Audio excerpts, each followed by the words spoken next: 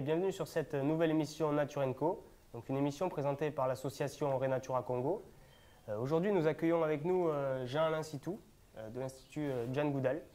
Mais avant ça, nous allons partir ensemble à la réserve, plutôt au sanctuaire de Chipunga, suivre un reportage. C'est parti.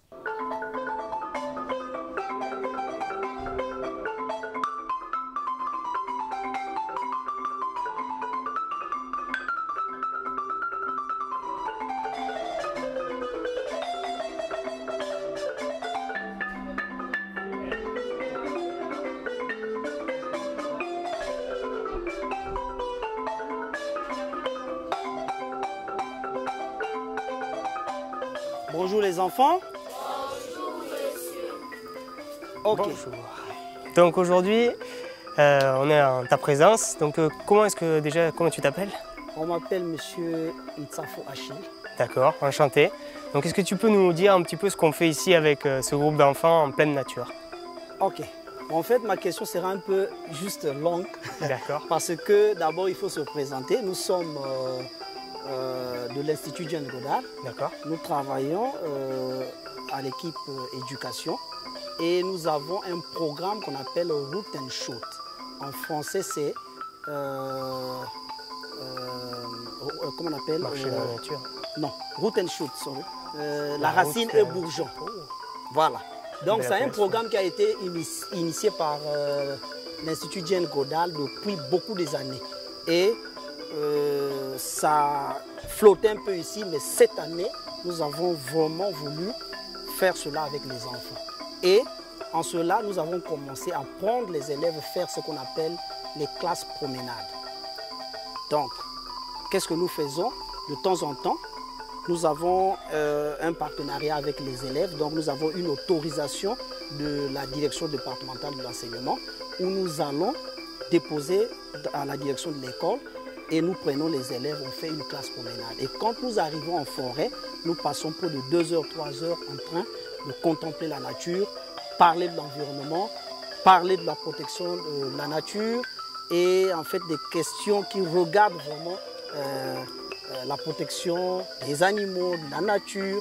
Et nous posons des questions et il y a des élèves qui répondaient à la fin. Ils ont quelques kits qu'on leur donne pour repartir avec eux comme souvenir. D'accord. C'est la première fois que tu travailles avec les élèves de l'école primaire de Luango? Oui, ça c'est la première fois. C'est la première fois. Donc là on a à peu près 2 classes, et ils sont mélangés, c'est ça? Bon, en fait, nous prenons de CE au SEM. D'accord.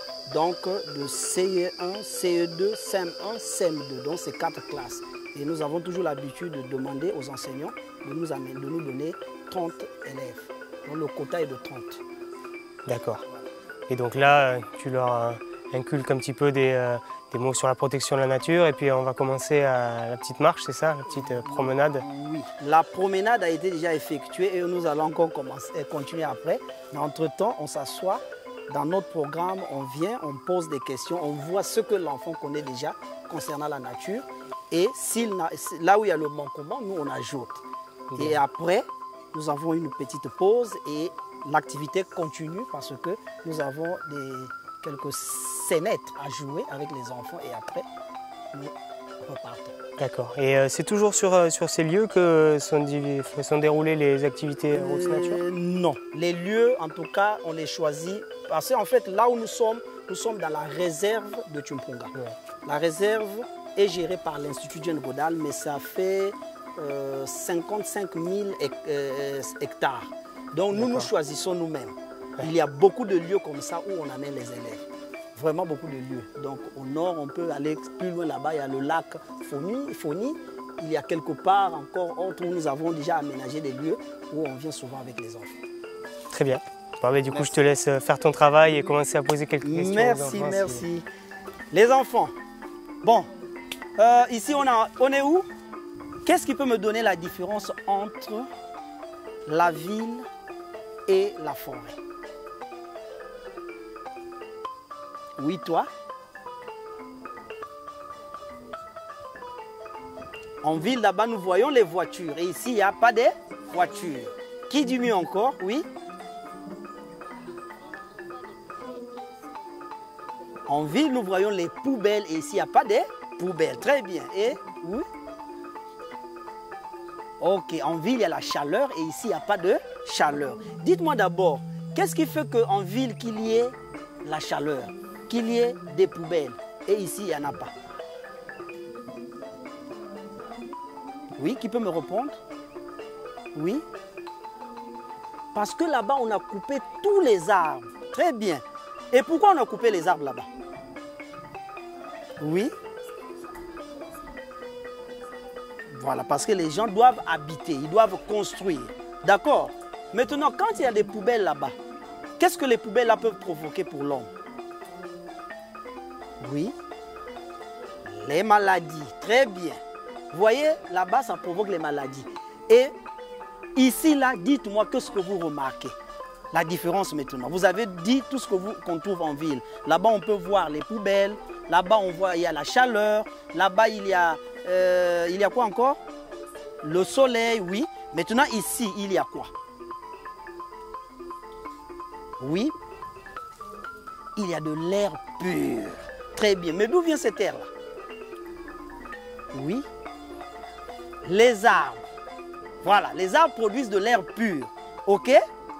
Vous voyez un peu, c'est mieux même de rester ici. Est-ce que quelqu'un a déjà planté un arbre chez lui? Oui, vous avez planté quoi? Le manguier. Qui a encore planté? Oui.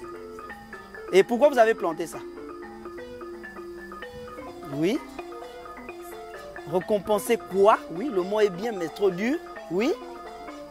Pour avoir de l'air, quoi encore? L'arbre a été planté pourquoi? Oui. Pour manger les fruits. D'accord? Est-ce que dans votre école, il y a des arbres? À quoi vous servent ces arbres-là? Oui. Respirer, oui, mais oui. Vous mangez quoi? Oui. Vous avez l'air là-bas. Vous avez encore quoi? Mais les arbres qui sont à l'école, là, vous faites quoi avec? Vous mangez aussi les fruits. Donc, dès que vous êtes en récréation, qu'est-ce que vous faites? Vous courez là où il y a l'ombre. Ce n'est pas ça. C'est pour se protéger. D'accord? Ici, regardez, on serait au soleil là-bas. Mais on est venu ici pour se... Très bien. Maintenant, dites-moi encore. Vous voyez les poubelles là-bas. Qu'est-ce que vous faites avec ces poubelles-là? Qu'est-ce que l'on devrait faire? Comment est-ce qu'on allait faire pour éviter ces poubelles-là? Parce que les poubelles donnent quoi? Maintenant, les poubelles donnent des maladies. Comment est-ce que, quand maman vient au marché, dites-moi d'abord, vous, vos poubelles à la maison, vous les gérez comment? Vous faites comment? Moi, j'ai besoin de savoir comment est-ce que vous faites avec vos poubelles. Oui? Vous jetez où? Oui? Dans les bacs à ordures. Très bien, c'est ce qui est vrai. Vous jetez ça dans les bacs à ordures? C'est vrai? Ah, mais pourquoi il y a l'odeur? Hein? C'est vrai, c'est bien de jeter dans les bacs à ordures. Bon, maintenant, qu'est-ce que vous faites? Bon, dites-moi. Essayez de me dire. Quand il y a la poubelle, telle que les bouteilles plastiques, vous faites quoi? Vous devez faire comment? Vous brûlez, mais ça va vous tuer. Essayez de brûler d'abord une bouteille de plastique. Là, vous allez voir l'odeur, là, ça ne va pas bien sentir. Qu'est-ce que vous pouvez faire? Oui? Hein?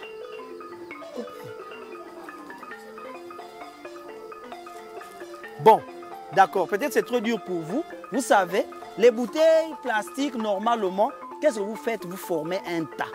Et toujours est que vous devrez aller jeter dans les bacs à ordures. Parce que c'est à la mairie de faire acheminer ça là où il va jeter. D'accord? Ne prenez pas ça, ne brûlez pas ça. Parce que si vous brûlez, vous allez encore mal humer. Vous aurez l'odeur qui va vous provoquer encore des maladies. Maintenant, dites-moi, qu'est-ce qu'on peut brûler? Parmi les déchets, oui. Non, parmi la saleté qu'on a à la maison, qu'est-ce qu'on peut brûler? Oui. On a dit les sachets, on ne peut pas brûler. Parce qu'il y a beaucoup comment on appelle? Nous avons beaucoup de types de poubelles que nous avons à la maison. Oui. Très bien. Il y a des feuilles. Les feuilles, là, les feuilles de manioc. Les feuilles de manioc. Parce que quand on vient du marché, il y a les feuilles de manioc, non? Il y a aussi vos papiers que vous allez à l'école. Parfois, c'est une feuille que tu as froissée. Ça, là, on peut faire quoi? Ça, on peut brûler parce qu'il n'y a pas de... Il n'y a pas de problème, il n'y a pas l'odeur. Prenez le feu, mettez ici, vous allez voir que ça va se brûler. Même si tu respires seulement, l'air qui va sortir de ce feu, il n'y aura rien. Maintenant, qu'est-ce que vous allez faire avec les déchets tels que maman a fait les poissons, tout ça? Vous pouvez faire quoi? L'eau là, les écailles, les arêtes, vous faites quoi? J'étais où? Très bien. On creuse un trou et vous mettez. D'accord. Vous avez compris? Les bouteilles plastiques, les bouteilles cassables, ça, il faut mettre quelque part, aller mettre dans les bacs à ordures. Les feuilles, c'est ce qu'on brûle, d'accord? Et toute la saleté qu'on vient avec du marché, là, vous pouvez enterrer. Ok, c'est compris? Bon, les enfants, nous avons deux périodes. La période telle que le mois de novembre, donc à partir du 1er novembre jusqu'au 30 avril, fermeture de chasse. À partir du 1er novembre, 30 avril, fermeture de chasse. À partir du 1er mai au 31 octobre, ouverture de chasse. On doit faire un effort. Et pendant cette période, le 1er novembre jusqu'au 30 avril, c'est une période où les animaux dans la forêt se reproduisent. Vous connaissez le mot reproduisent? La reproduction, c'est quoi? Très bien. Donc, c'est par là que les animaux se multiplient. On doit respecter ces dates-là. Et dans le lot des animaux, on a scindé, il y a des animaux protégés et il y a des animaux qui sont partiellement protégés. Ceux qui sont protégés, ce sont des animaux qui sont devenus rares, qui sont en voie de disparition. Le chimpanzé, le gorille, l'éléphant, le python, ce que vous êtes en train de dire, le boa là. Nous n'avons pas de boa, nous avons des pythons. Ok? Donc nous avons toute une liste. Je pense que dès qu'on finit, on doit vous remettre les bandes dessinées de ces animaux-là. Et le chimpanzé, le gorille, nous avons aussi une espèce qu'on appelle le bonobo. Ce sont les animaux qui sont dans le groupe des grands singes. Ok? Donc le chimpanzé, on ne doit pas le tuer, on ne doit pas le manger, on ne doit pas le vendre, on ne doit pas le transporter, on ne doit pas le garder à la maison comme animal domestique. Le chimpanzé, sa maison, c'est dans la forêt. La maison de l'homme, c'est où? À la maison. Donc le chimpanzé, sa maison, c'est dans la forêt. Donc on doit respecter. Ok? Ça marche? Voilà. Doucement, doucement, doucement. Ne fouillez pas. Asseyez-vous, venez ici. Venez, revenez là. Qu'est-ce que tu ne vas pas? Mais toi avec la machette, qu'est-ce que tu veux venir faire? Venez vous asseoir. Tu fais les pièges. Tu ne sais pas que c'est la réserve? C'est pas ton territoire. C'est pas ton territoire. Monsieur, repartez. Ici, c'est la réserve naturelle de Tusunga. Tu n'as pas peur de ces éléments-là? Hein? Quand on te dit laisse, tu dois laisser. C'est pas bien. Vous savez, regardez tous ces enfants-là qui sont venus pour être connectés de la nature et vous êtes là à faire la pagaille. Les pièges, qu'est-ce que vous avez? Qu'est-ce que vous ramenez des pièges? Les animaux. Les animaux? Alors, vous n'avez pas autre chose à manger? Je suis super connu, le roi de cette forêt. Le roi de cette forêt, c'est moi, pas vous, monsieur. Ah, j'en ai assez avec.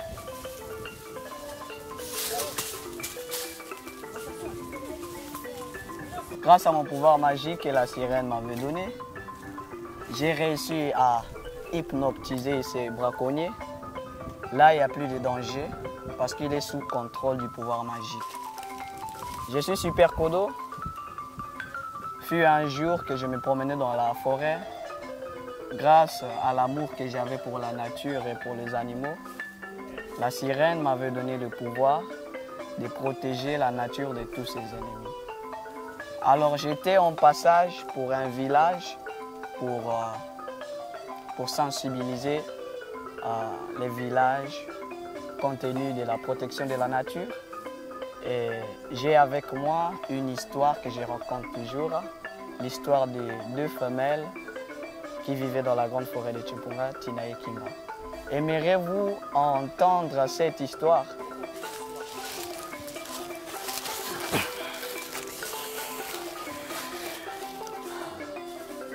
Il était une fois dans la grande forêt de Chimpunga, là où vivaient les deux femelles, Tina et Kimba. Ils étaient très heureux dans cette forêt avec leurs deux bébés. Un jour, un braconnier est entré dans cette forêt avec un fusil et il chassait. Il a tiré dessus Tina. Tina est tombée par terre avec son bébé et Kimba a pris la fuite. Par la suite des temps, le braconnier a pris sa machette et a commencé à décapiter Tina en morceaux et il a récupéré les bébés chimpanzés. Kimba, en train de voir son ami est en train de se faire couper en morceaux, Kimba continue toujours à prendre la fuite avec son bébé. Alors, le bébé chimpanzé qui a été capturé est transporté en ville à bord d'une voiture. Mais Kimba retrouve le reste du groupe, leur annonce l'histoire que Tina a été assassinée, le bébé chimpanzé est pris en captive par un braconnier. Donc c'était l'histoire vraiment très triste pour Kimba et les autres qui restaient dans la forêt. À la maison, le bébé chimpanzé qui était mené en captif avait une corde autour du cou. Il était privé de sa liberté et vendu à 50 000 francs CFA. Et dans la forêt, Kimba et les autres commençaient à récupérer la joie, commençaient encore à être altruistes dans la forêt. Mais à la maison, le bébé chimpanzé était nourri par des morceaux de pain, il était mal soigné, il avait même des maladies que le bébé chimpanzé avait, que les maladies contagieuses. Même les enfants qui étaient proches de lui et recevaient étaient déjà contaminés de ces maladies. Par contre, dans la forêt, Kimba était en train de montrer son bébé les plantes, les feuilles, les racines qu'il faut prendre en cas de maladie. Ça veut dire que ce sont des plantes qui soignent. Mais par contre, à la maison, le bébé chimpanzé déporte des maladies de la forêt vers l'homme. C'était un danger qu'ils étaient en train de parcourir en détenant un chimpanzé à la maison. Alors, l'acheteur a vu que nourrir le chimpanzé de pain, ce n'est pas bon. Il a eu besoin d'acheter les fruits pour nourrir le bébé chimpanzé, mais il était en train de regretter parce qu'il perdait beaucoup d'argent juste pour nourrir un bébé chimpanzé. Mais dans la forêt, Kimba et les autres n'ont pas besoin de débourser de l'argent pour acheter les fruits. Les fruits dans la forêt, c'est gratuit. C'est gratuit. Ils s'amusaient dans les lianes. La joie s'est lancée encore une seconde fois dans la forêt.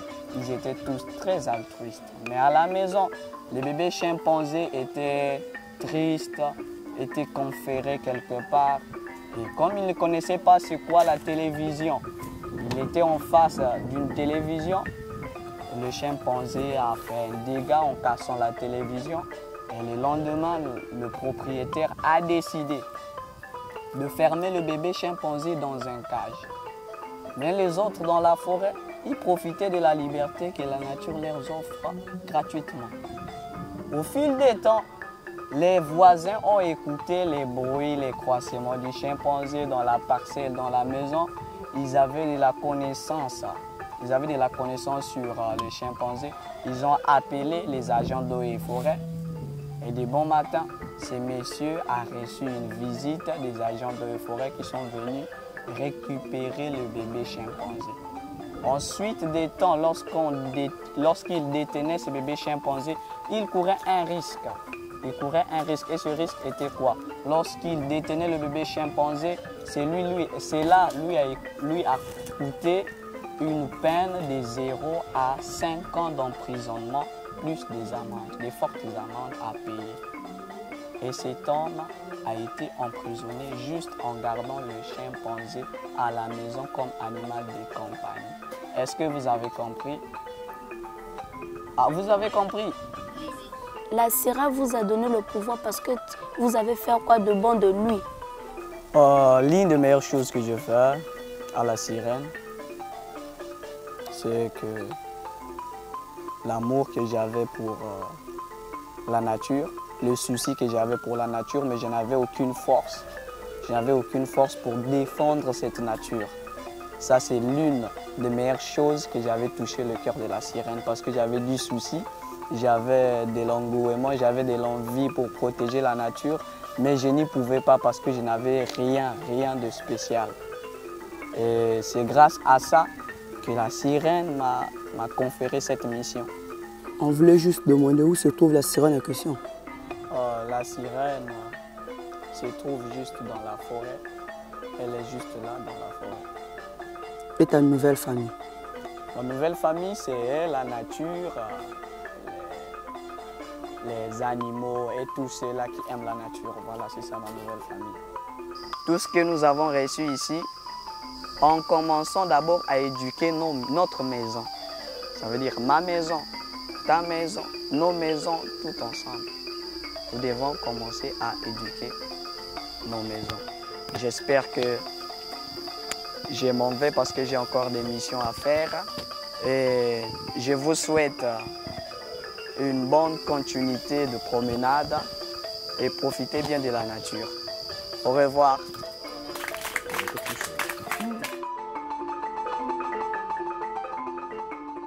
Donc, bonjour Jean-Alain. Bonjour. Peut-être que tu pourrais te présenter à nos téléspectateurs, nous parler un petit peu de ta fonction à l'Institut Jane Goodall et présenter aussi Jane Goodall, ses activités et qu'est-ce que vous faites concrètement là-bas. Ok, merci.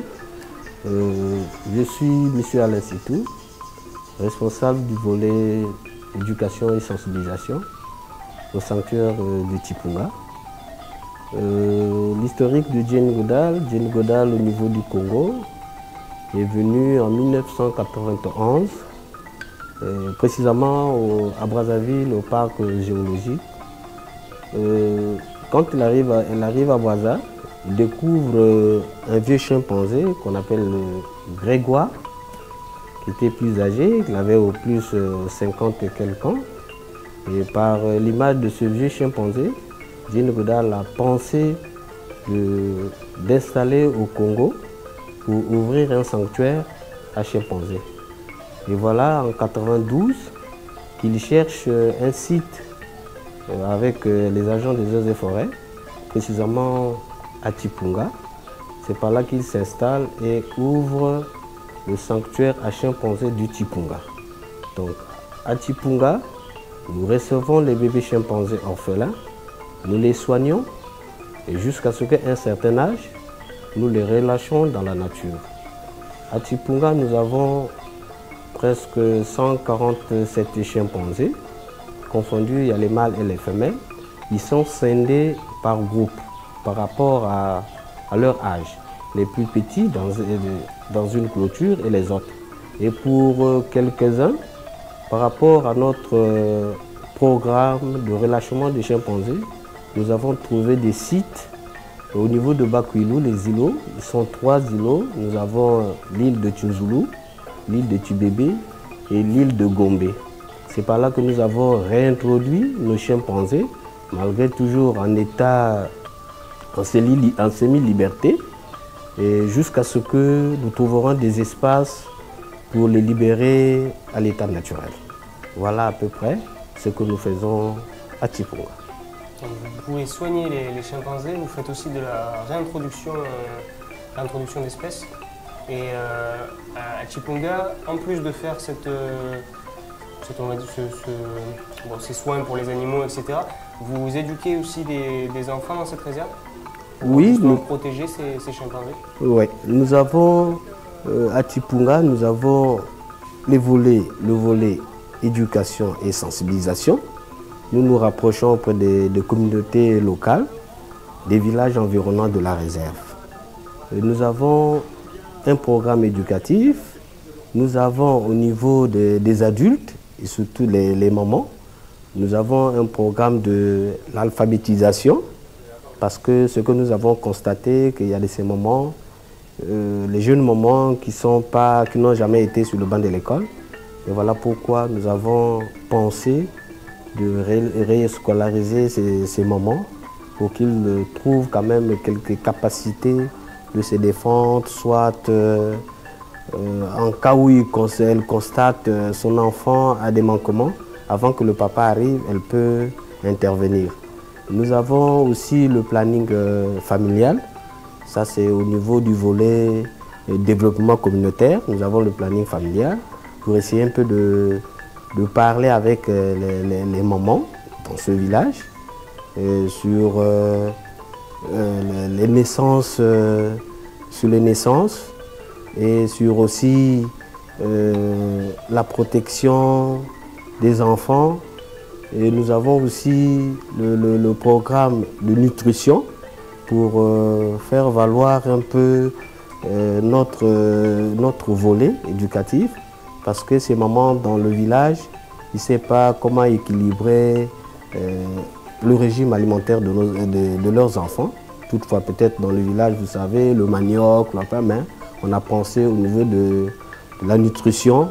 Ils peuvent, au niveau local, ils peuvent quand même faire des bouillies de maïs, des purées de patates, des tubercules, et voilà à peu près. Et ça, c'est vraiment le côté développement communautaire. Développement communautaire. Et nous avons initié un champ de papayeraies, précisément dans un village qu'on appelle un Toupou, qui est proche de la réserve. Mais sinon, le projet s'avance et il s'imprègne pour le suivi de ce champ de papayeraies. Très bien. Mais dans ce sanctuaire de Chipunga, est-ce qu'on remarque une avancée? Est-ce que les chimpanzés sont plus protégés qu'avant? Est-ce que la sensibilisation et l'éducation a marché pour la population locale qui vit là? Bon, pour la population locale, précisément dans leurs coutumes, ils ne mangent pas d'abord le chimpanzé. Donc pour dire l'espèce chimpanzé que nous protégeons, ils sont en sécurité. Mais sauf dans ces villages, vous savez qu'il y a beaucoup d'étrangers qui arrivent, qui amènent aussi des comportements de leur origine, qui peuvent donner aussi quelques mentalités à cette population, peut-être de consommer aussi la viande du chimpanzé. Et les étrangers, quand ils arrivent, ils mangent la viande du chimpanzé. Mais les populations environnant des villages de la réserve, en tout cas, le chimpanzé, l'espèce chimpanzé est en sécurité. Et toutefois, ils reçoivent des messages de sensibilisation, de protection sur l'espèce chimpanzé. Et dans l'ensemble, avec les grands singes, tels que le gorille aussi, ils savent que c'est des espèces intégralement protégées. Et dans notre objectif, c'est rapporter l'information sur la basse classe, tel que le programme que nous avons travaillé dans des écoles, rapporter l'information pour que ces élèves-là, très tôt, connaissent un peu les notions de conservation, de protection, comment protéger l'environnement. Et voilà dans nos objectifs. Et voilà pourquoi, dans notre programme, nous insérons aussi le programme Root and Shoot. C'est un programme que le docteur Jane Goodall a commencé en Tanzanie et partout là où il a commencé. Et nous aussi, nous avons eu cette initiative de rapprocher des enfants à la nature, de connaître un peu les interdictions de la nature, qu'est-ce qu'on ne doit pas poser comme action qui est méfaste sur la nature. Donc voilà à peu près, nous avons beaucoup de choses que nous faisons. Vous avez parlé de l'Institut Jane Goodall qui était aussi présent en Tanzanie. Vous êtes présent dans plusieurs pays? Oui, précisément, on est presque en 24 pays. D'accord. Ouais. Parce qu'en 2005, on était en 19 parce qu'on a créé aussi, quand on parle de 24 pays, le nombre, mais il y a de ces pays où on ne trouve pas la présence du sanctuaire ou bien des chimpanzés, mais soit c'est peut-être des bureaux seulement, tels qu'en Espagne, il n'y a que des bureaux, en France, il n'y a que des bureaux, mais il y a ces endroits où on trouve des chimpanzés. Mais le grand centre de Jane Goodall, là où on trouve plus de chimpanzés, c'est à Chipunga. D'accord. Ouais. Et l'intérêt pour vous de protéger ces chimpanzés, c'est vraiment parce que c'est une espèce intégralement protégée ou il y a peut-être d'autres raisons? Bon, c'est une espèce d'abord qui se rapproche à l'homme. Voilà pourquoi l'importance doit le protéger. Et il est aussi beaucoup menacé dans d'autres pays avec le trafic, ce que nous connaissons. Voilà pourquoi on a pris l'initiative de protéger le chimpanzé. On doit le protéger. Vous pouvez peut-être nous citer les principales menaces justement qui menacent le chimpanzé? Bon, les menaces sont nombreuses. Il y a ces départements où on mange la viande du chimpanzé. Il y a aussi des prélèvements des organes du chimpanzé. Et voilà comment le chimpanzé est beaucoup menacé. Et il y a aussi d'autres aussi qui utilisent le chimpanzé comme animal de domestique, qu'on peut le garder à la maison. Voilà, tout ça, c'est des facteurs qui font que le chimpanzé soit beaucoup menacé. C'est vrai que la réserve de Chipunga s'étend sur combien d'hectares à peu près? Parce que c'est sûr qu'au niveau de la déforestation, ce qui est aussi une menace, la destruction d'habitat pour le chimpanzé, ce sanctuaire-là préserve un petit peu leur habitat? Oui, oui. Au niveau des populations, je pense que dans la réserve, c'est une réserve qui est habitée par les populations. Par rapport au programme du ministère, on a créé des zones éco-développement qui est réservée aux populations pour faire leurs activités lucratives telles que la cueillette, l'agriculture. Mais simplement avec ces populations, il ne peut pas détruire la forêt comme se doit. S'il y avait peut-être au niveau industriel, s'il y a des sociétés de déforestation, d'exploitation plutôt, c'est eux qui peuvent créer, mais ce n'est pas des grandes forêts, c'est des petits bosquets, précisément dans la réserve. Voilà à peu près. Sinon, ce n'est pas des grandes forêts. Et dans votre pôle éducatif, est-ce que vous faites des animations pour les enfants dans les écoles de Pointe-Noire ou ailleurs? Oui, nous faisons des activités dans des écoles de Pointe-Noire, d'où nous avons eu un partenariat avec le ministère de l'enseignement primaire, secondaire et de l'alphabétisation, d'où nous avons eu un programme de travailler avec les écoles, d'abord dans tous les deux départements, à Pointe-Noire et dans le Quilou. Nous avons organisé des classes promenades des enfants des écoles de Pointe-Noire, que nous avons choisi 13 écoles, que nous avons travaillé cette année-ci. Et voilà, c'est faire la découverte. Vous savez, les élèves de Pointe-Noire n'ont jamais été en forêt, mais faire la découverte dans la forêt, précisément dans la réserve naturelle de Chipunga, montrer ce qu'on peut faire, parce que dans la forêt, nous avons beaucoup de choses, une grande richesse que nous allons préserver. Nous avons la biodiversité, beaucoup d'écosystèmes, nous avons des oiseaux, nous avons quelques essences phoniques qu'on doit préserver. Et voilà, ces enfants, dès qu'ils reçoivent ces messages-là, ils rapportent auprès des adultes pour essayer un peu d'enseigner, parce que quand les petits-enfants rapportent quelque chose, et aussitôt les grandes personnes sont imprégnées. Voilà pourquoi nous avons commencé par la basse classe et on remonte la pente par les grandes personnes. D'où les grandes personnes sont déjà censées, par les actions que nous menons, nous avons des supports visuels, nous avons l'exposition que nous faisons, la projection des films dans le village, et ça attire déjà aux grandes personnes, le grand public d'abord, pour voir. Et nous avons implanté beaucoup de panneaux à Pointe-Noire sur la protection des grands singes et les espèces intégralement protégées dans notre pays. J'ai appris aussi que vous travaillez avec Super Kodo. Oui. Et également, donc, vous êtes aussi plus largement dans la conservation du patrimoine congolais, hein, qui est très riche en termes de faune et de flore. Oui. C'est vrai qu'on n'est pas principalement sur les chimpanzés, donc c'est vrai qu'on en parle plus, mais vous êtes aussi sur le plan large du terme, protecteur de l'environnement. Oui. Si nous avons pensé de travailler avec ce jeune enfant très intelligent, qui s'est impliqué sur la conservation. C'est un garçon très doué. Nous avons organisé, c'est tout juste, toujours dans le volet éducatif, nous avons organisé des spots avec Super Kodo, les documentaires que nous projetons dans les villages et même dans les chaînes nationaux, et parlant de ce jeune garçon qui éduque les grandes personnes sur la conservation, de ne pas couper les arbres, de ne pas brûler la savane, parce que dans la savane, il y a des petits mammifères qui vivent, on ne doit pas jeter la saleté, l'utilisation des plastiques, faire un peu de triage pour mettre le plastique de l'autre côté. Et voilà ce que nous faisons avec notre jeune garçon Super Kodo. C'est vrai que c'est un personnage authentique, hein. Il n'y en a pas deux comme ça au Congo et ça fait du bien aussi aux enfants de se rattacher à un héros protecteur de la nature pour essayer de faire comme lui. Oui, bien sûr, c'est ça. Dans son message, il dit de tout ce qu'il fait.